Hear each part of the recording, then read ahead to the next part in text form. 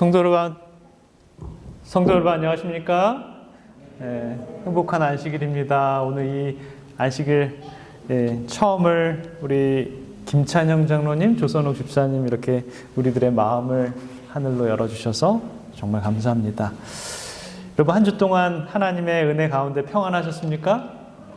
오늘 이 아침에 우리가 이 예배의 자리가 있다는 그 자체가 얼마나 하나님의 은혜인지 모르겠습니다.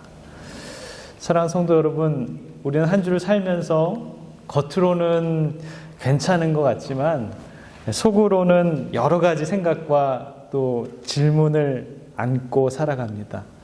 어떤 분들은 정말 오늘 이 한 주가 굉장히 감사한 분들도 있었지만 어떤 분들은 마음이 무너지는 분들도 있었고 기도하면서 눈물을 흘린 그런 시간들도 많았으리라 생각이 됩니다. 오늘 말씀을 통해서 정말 하나님의 은혜가 또 위로가 되고 또 영적인 피난처가 되시길 간절히 기원합니다. 우리 신명기 여러분이 잘 만들었죠? 보금자리를 흔드는 사람. 이것도 누가 만들었을까요? 챗GPT가 제 설교를 딱 넣어가지고 이 제목에 맞는 사진을 그려줘. 딱 그러니까 이야, 이 대단한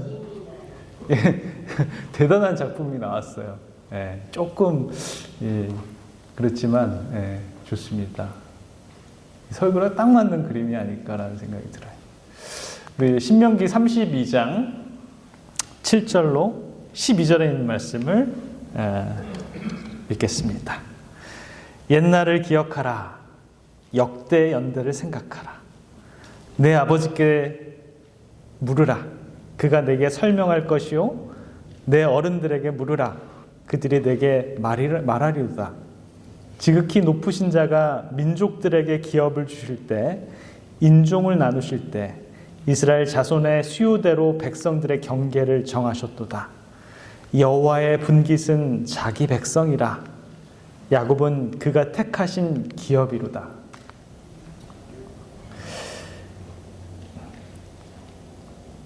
여호와께서 그를 황무지에서 짐승이 부르짖는 광야에서 만나시고 호위하시며 보호하시며 자기의 눈동자같이 지키셨도다. 마치 독수리가 자기의 보금자리를 어지럽게 하며 자기의 새끼 위에 너풀거리며 그의 날개를 펴서 새끼를 받으며 그의 날개 위에 그것을 엎는 것 같이 여호와께서 홀로 그를 인도하셨고 그와 함께 한 다른 신이 없었도다. 아멘이십니까? 이 말씀은 이 모세의 인생의 마지막 남긴 노래입니다. 이게 노래예요, 노래. 광야를 지나온 백성들에게 들려주는 영적 유언과도 같은 그런 말씀입니다. 모세는 이 마지막 순간에 이렇게 말합니다. 뭐라고 말해요? 옛날을 기억하라, 기억하라 라고 이렇게 말합니다. 왜 그랬을까요? 왜 모세는 자기의 마지막 유언 같은 그 노래에서 우리들에게 기억하라 라고 말했을까요? 믿음의 사람들에게 이 기억이 무너지면 뭐도 무너져요? 신앙도 무너지기 때문입니다. 기억을 잃으면 감사도 잃어버립니다. 기억을 잃으면 은혜도 흐려집니다.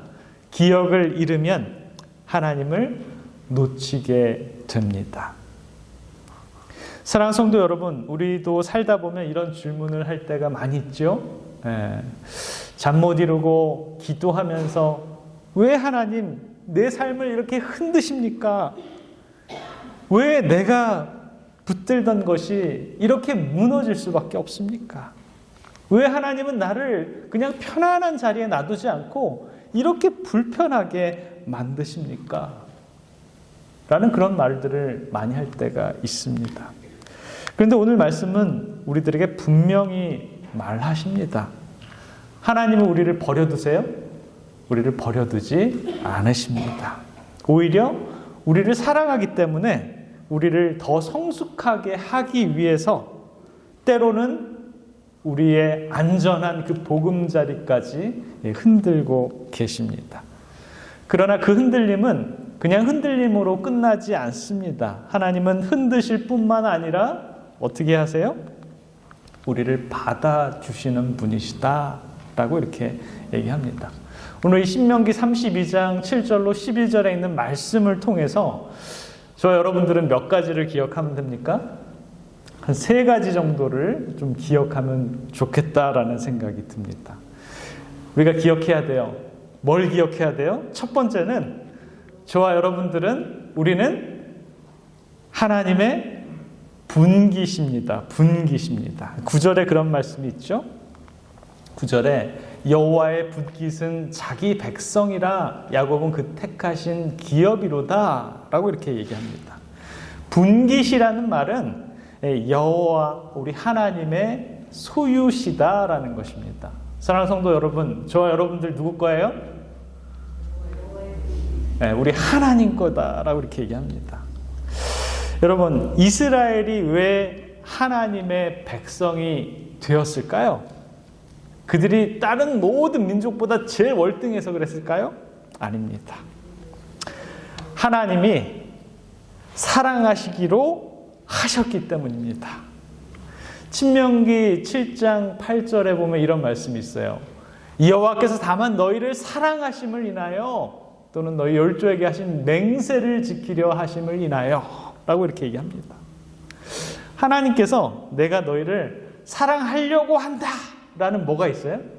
의지가 있다라는 것입니다. 이것이 하나님의 은혜입니다. 하나님의 사랑은 이 조건에서 시작되지 않습니다. 우리의 공로에서 시작되지 않습니다. 하나님의 마음에서 시작됩니다. 그리고 이 말씀은 누구에게도 해당됩니까? 저와 여러분들에게도 해당됩니다. 우리가 잘해서 하나님의 자녀가 된 것이 아니다라고 이렇게 얘기합니다. 그래서 로마서 5장 8절에 보면 우리가 아직 뭐 되었을 때? 죄인 되었을 때 그리스도께서 우리를 위하여 죽으심으로 하나님께서 우리에 대한 자기의 사랑을 확정하셨느니라 라고 이렇게 얘기합니다. 우리가 아직 죄인 되었을 때 이미 하나님께서는 우리를 사랑하셨다라는 것입니다. 그러므로 우리의 신앙은 내가 얼마나 하나님을 사랑하는가가 아니라 하나님이 먼저 나를 사랑하셨다 해서 시작됩니다. 저와 여러분들이 생각하는 그 시작점이 이미 다르다는 겁니다. 내가 하나님을 사랑해야지가 아니라 하나님이 이미 우리를 사랑하시고 있다라는 그 기본 바탕에서 시작된 것입니다. 사랑하는 성도 여러분, 그러나 세상은 우리에게 말합니다. 뭐라고 얘기해요? 이 세상은 뭐라고 얘기해요? 너는 부족해. 너는 실패했어. 너는 이미 늦었어. 라고 이렇게 얘기하지만 하나님께서는 너는 내 것이야. 너는 내 분깃이야. 라고 하면서 이미 하나님께서는 저와 여러분들을 사랑하려고 하는 그 마음을 품으셨다라는 것입니다. 그래서 하나님께서는 저와 여러분들을 포기하세요? 포기하지 않습니다. 사람은 이 흔들릴 때 그 상황이 아니라 내가 누구인지를 보게 됩니다. 내가 누구인지를 붙들게 됩니다. 기억하십시오. 나는 상황의 사람이 아니라 하나님의 사람입니다. 사람들은 이 상황 때문에 이 상황이 막 흔들리고 내가 막 흔들리면 내가 왜 그러지? 그러면서 나를 바라보게 된다라는 거예요. 그러나 하나님의 사람들은 이 상황을 바라보는 것이 아니라 이게 흔들릴 때 누구를 바라보게 된다라는 거예요? 하나님을 바라보게 된 것입니다. 왜냐하면 우리는 하나님의 분깃이기 때문입니다. 자, 뭘 기억해야 돼요? 첫 번째 기억할 것은 뭐예요? 하나님은 나의 분깃이다. 우리는 하나님의 분깃이다. 하나님은 나의 분깃이 아니라 우리가 하나님의 분깃이다라고 첫 번째 기억해야 될 게 그거입니다. 그래서 다른 거 다 잊어버리셔도 오늘은 요 하나만 알고 가셔도 너무 좋은 거예요. 내가 하나님 거구나. 두 번째는 또 기억해야 합니다. 뭘 기억해야 될까요? 하나님께서는 광야에서도 우리를 지키셨습니다. 자, 32장 10절에 보면 여호와께서 그를 황무지에서 짐승의 부르짖는 광야에서 만나시고 호위하시며 보호하시며 자기 눈동자같이 지키셨도다 라고 이렇게 얘기합니다. 저는 이 글을 읽으면서 내가 하나님께서 나를 그렇게 지키시고 보호할 만한 뭐가 내가 될까? 라는 그런 생각을 한번 해보게 됩니다. 여러분, 광야는 어떤 곳입니까? 광야는 길이 보이지 않습니다. 그리고 광야에서는 내 혼자 힘으로는 살 수가 없습니다. 그런데 하나님께서는 그 광야에서 우리를 만나시고 우리를 보호하시고 우리를 지키셨다라고 이렇게 얘기합니다. 여러분, 이거 정말 중요한 것 같아요. 하나님께서는 저와 여러분들이 처해 있는 이 상황이, 우리는 가끔 생각을 해요. 하나님, 우리의 삶 속에서 이 광야만 싹 빼주세요 라고 이렇게 생각을 합니다. 광야가 없으면 편해요? 행복해요? 아주 좋을 것 같아요. 그래서 우리는 기도 자체를 하나님 원하시는 걸 다르게 해요. 하나님, 요거 없애주시고 저거 없애주시고 이거 안 힘들게 해주고 날 좀 편하게 해주시고. 그래서 우리 모든 기도 제목들을 보면 대부분의 기도의 제목이 뭐예요? 광야를 없애달라는 거예요. 근데 하나님이 원하시는 건 그게 아니고 뭐냐면, 광야를 없애주는 것이 아니라 하나님께서는 광야에서도 함께 하셨다라는 것입니다. 우리의 삶에도 광야가 있습니다.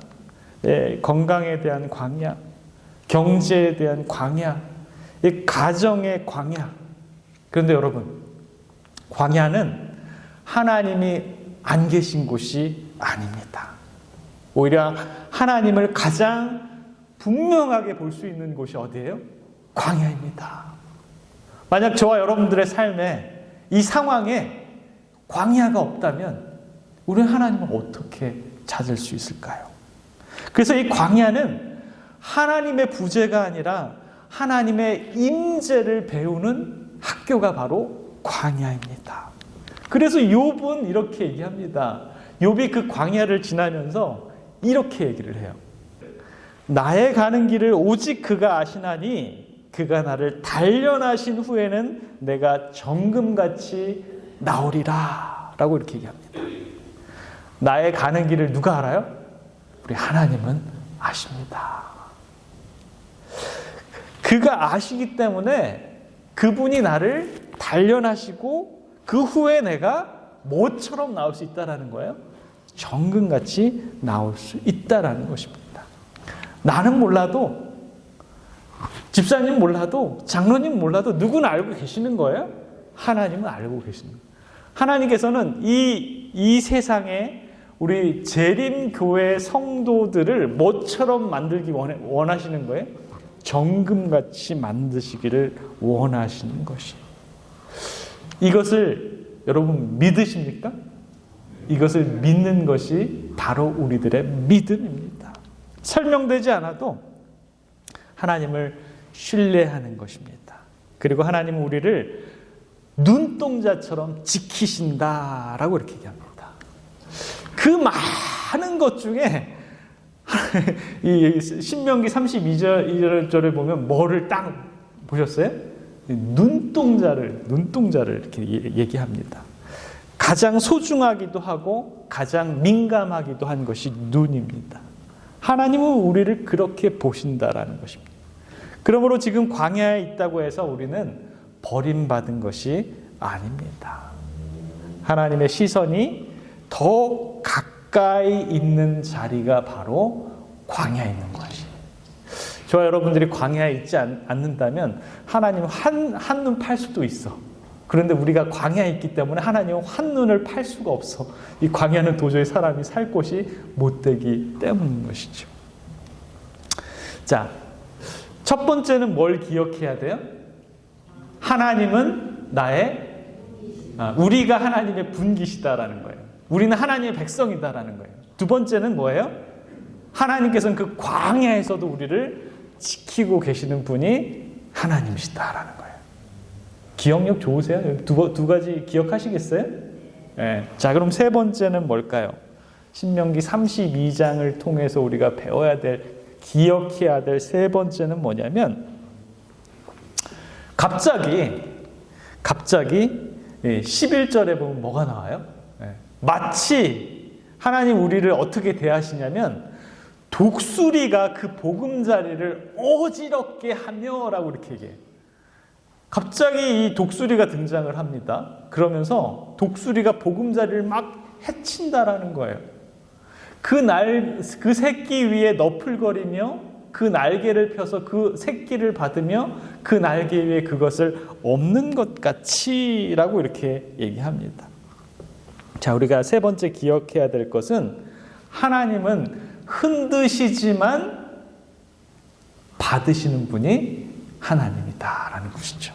자, 세 번째 뭐예요? 뭘 기억해야 돼요? 우리가 지금 상황이 흔들릴 수 있어요. 흔들리지만 하나님은 우리를 받으신다. 첫 번째 뭐예요? 우리는 하나님의 분깃. 두 번째는 광야에서도 지키시는 분. 세 번째는 하나님께서 흔드시지만 받아주시는 거예요. 자, 여기서 하나님의 방법이 나옵니다. 먼저 보금자리를 흔들어요. 왜 흔들어요? 독수리의 태생은 그런 것 같아요. 독수리는 엄마 독수리가 주는 먹이를 갖다 줍니다. 그럼 먹어요. 그러면 계속 갖다 주는 것만 먹으면 뭐 안 해도 돼요? 안 날아도 돼. 근데 어미 독수리는 이 아이 독수리가 뭘 했으면 좋겠어요? 날아서 스스로 먹이도 잡고 스스로 이 세상도 보고 하기를 원하는 거죠.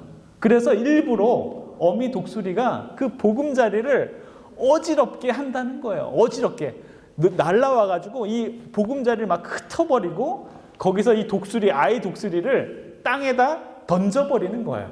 그러면은 새끼 독수리가 어떻게 해요? 살려고 뭘 해요? 날갯짓을 한다는 거예요. 날개에 뭐가 있어야지? 근육이 있어야지 결국에는 날 수 있다라는 것입니다. 때때로 저와 여러분들의 삶이 이 아기 독수리처럼 보금자리에서 그냥 편하기만을 원할 때가 있다라는 것입니다. 우리는 편하기를 원하지만 하나님은 저와 여러분들이 성장하기를 원합니다. 성숙하기를 원합니다. 그래서 때로 우리가 의지하던 것이 흔들립니다. 그러나 그것은 우리를 망하게 하려는 것이 아니라 더 하나님을 붙들게 하기 위한 거예요. 여러분 한번 생각해 보세요. 우리 여기 마리에타 교회 여기 몇 년 됐어요? 1988년도에 우리가 세워졌나요? 그 계산을 하면 몇 년이에요? 지금 한 48년 됐어. 48년 동안 우리는 여기가 우리의 보금자리라고 생각했어. 근데 갑자기 누가 나와가지고 엄청난 돈을 주고 산다는 거야. 우리는 뭐 하고 싶은데 그냥 편안하게 안주하고 싶은. 저는 가만히 이게 이런 일이 어떻게 일어나지? 수학적으로 계산이 안 돼. 경제적으로 계산이 안 돼. 근데 하나님께서는 우리 마리에타 교인들을 뭐 하길 원하시는 것 같아요? 날아가길 원하시는 것 같아. 우리가 이제는 보금자리에서 떨어져가지고 날 수 있는 그런 기회를 우리 하나님께서는 가지길 원하시는 게 아닐까라는 그런 생각이 듭니다. 자, 이 부분을 통해서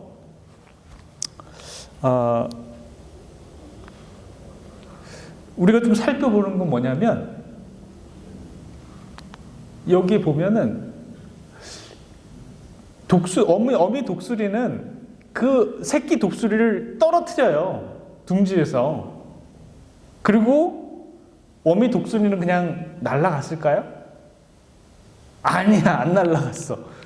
떨어지는 이 새끼 독수리를 지켜보면서 뭐 하는 거예요?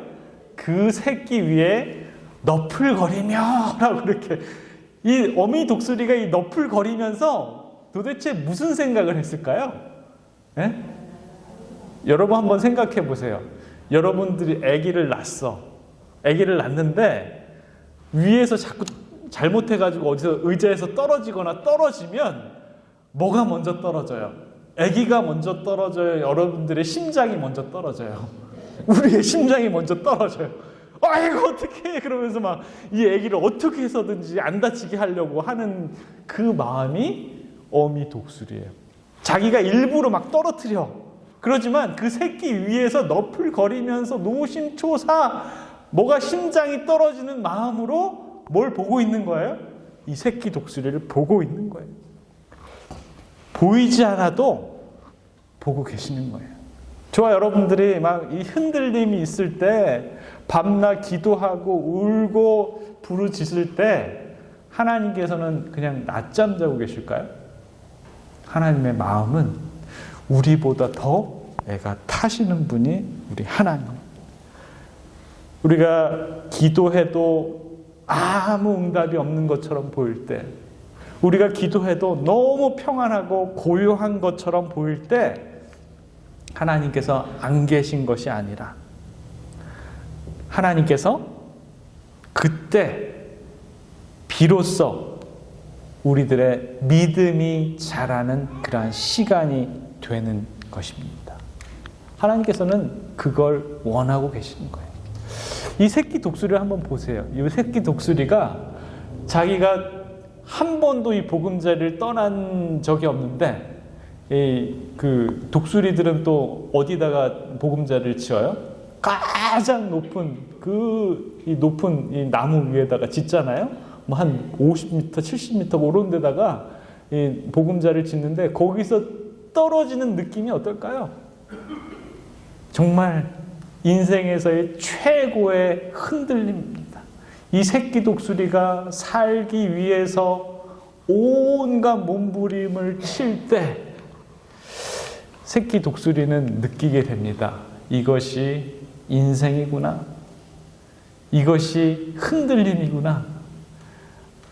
엄마가 주는 그 먹이를 받아 먹는 것이 인생의 전부가 아니구나를 저 새끼 독수리는 느끼는 것입니다. 그리고 나서 이제 수직 낙하를 합니다. 새끼 독수리가 막 날갯짓을 하다가 어떻게 해요? 아이고 이제 난 안 돼, 난 죽었어, 그러면서 이제 포기해버려요. 이제 죽는구나 그러고 했을 때, 완전히 포기했을 때 무슨 일이 생겨요? 그 날개를 펴서 슉 날아가가지고 새끼를 받아요. 이 이제 어미 독수리가 새끼 독수리를 딱 받는 그 순간에 이 새끼 독수리는 마음이 어땠을까요? 이제 살았다. 내가 잊어버렸던 누가 나타났네? 엄마가 나타났네? 떨어지는 것 같을 때, 끝인 것 같을 때 누가 개입하세요? 하나님께서 개입하십니다. 고린도전서 10장 13절에 보면, 사람이 감당할 시험 밖에는 너희가 당할 것이 없나니 오직 하나님은 미쁘사 너희가 감당하지 못할 시험 당함을 허락하지 아니하시고 시험 당할 즈음에 또한 피할 길을 내사 너희로 능히 감당하게 하시느니라 라고 이렇게 얘기합니다. 자, 감당하게 하신다라는 것이, 사랑하는 성도 여러분, 우리의 이 흔들림 감당할 수 있습니까? 우리가 감당 못하면 누가 감당해 주세요? 하나님께서 감당해 주십니다. 하나님은 무너지도록 두지 않으십니다. 반드시 붙잡으십니다. 그리고 난 다음에 어떻게 하세요? 그 날개 위에 그것을 없는 것 같이, 그래가지고 제가 요 그림을, 이 어미 독수리가 새끼 독수리를 없는 것 같은 그림을 좀 그려줘 했더니 어떻게 됐냐면, 신기한 그림이 나왔어요. 독수리 날개가 갑자기 하나가 더 생겼어. 이야, 날개가 세 개인 기형 독수리가 나타나가지고 이것이 바로 하나님이다 라고 이렇게, 하나님은 우리를 떨어뜨리시는 분이 아니라 떨어지는 법을 통해서 날게 하시는 분이 바로 하나님이시다라는 것이죠. 사랑하는 성도 여러분, 우리의 인생에도 보금자리가 흔들리는 날이 있습니다. 그때 우리는 묻습니다. 하나님 왜입니까? 왜 하필 저입니까? 그리고 하나님은 어디 계십니까? 그런데 오늘 하나님께서 말씀하십니다. 아니다. 내가 너를 버린 것이 아니라 지금 광야에 있어도 나는 너를 보고 있다. 지금 흔들려도 내가 일하고 있다. 지금은 떨어지는 것 같아도 그 아래에는 이미 내가 날개를 펴고 너를 기다리고 있다라고 얘기합니다. 우리는 내 힘이 끝나는 자리에서 하나님의 힘을 경험합니다. 그래서 흔들림은 끝이 아니라 하나님의 시작입니다. 사랑하는 성도 여러분, 오늘 이것 하나만 기억하시기 바랍니다. 뭘 기억해야 돼요? 다 까먹었네 벌써. 우리는 하나님의 분기시다. 하나님은 우리를 광야에서도 지키신다. 하나님은 내가 떨어질 때 반드시 받으신다. 그러므로 두려움보다 말씀을 붙드시기 바랍니다. 이 상황보다 우리 하나님을 붙드시기 바랍니다. 사랑하는 성도 여러분, 아버지가 되면 제일 하고 싶은 게 있는데 그게 뭔지 아십니까? 요걸 하고 싶어요. 딱 던져가지고 아이를 딱 받는 거. 다 해보셨죠, 여러분? 네. 엄마들은 잘 안 해요. 엄마들은 위험하니까 이거 절대, 아빠들이 요거 하면 하지마 이렇게 말려. 근데 아빠들이 요거를 굉장히 이렇게 하면서 즐겨. 자기도 즐기고 애도 좋아하니까 더 좋아하고. 그래서 아빠와 자녀들은 사랑과 은혜가 충만하신 우리들의 아버지 하나님, 모세가 마지막 백성들에게 이 노래를 남길 때 옛날을 기억하라 라고 말씀하셨습니다. 저희들이 우리 하나님을 얼마나 원망하고 우리가 믿지 못하고 확신이 없었던지 다시 한번 기억합니다. 우리들의 상황이 우리들을 흔들 때, 내 자신을 바라보고 우리 주님을 원망했을 때가 얼마나 많습니까?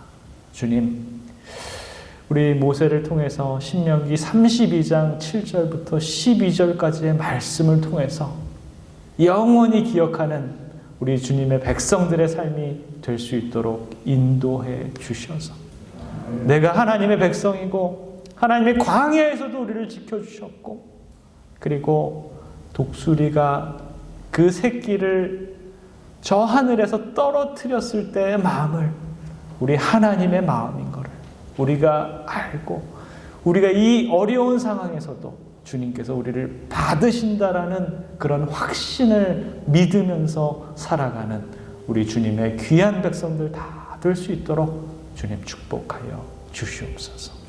사랑해 우리 구주 예수 그리스도의 이름으로 간절히 기도드립니다.